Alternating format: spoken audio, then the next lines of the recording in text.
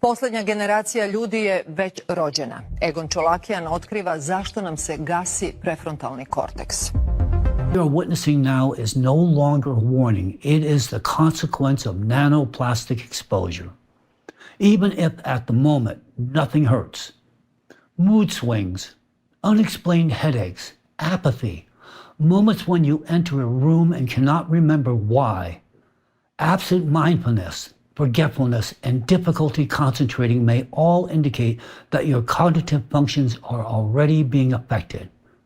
If attention declines, if memory worsens, if it becomes harder to sustain a thought, this may mean that the process of neuronal connection degradation has already begun. These are precisely the processes triggered by electrostatically charged nanoplastics in the brain. And I am not exaggerating.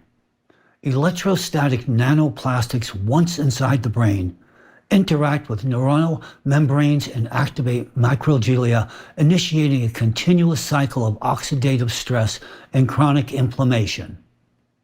The brain is a biological computer, and like any system, it strives to conserve energy. When the level of stress and inflammation reaches a critical threshold, the brain makes a fatal decision. In order to survive, it shuts down the most energy-intensive modules. The first to be affected is the prefrontal cortex, our control center. This is the youngest and most complex part of the brain, responsible for intellect, logic, planning, and behavioral control. This shutdown occurs imperceptibly. That is precisely why there are so many disturbed individuals today. Look around.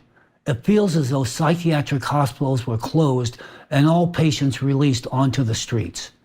And this is not an exaggeration. You can already see it for yourselves.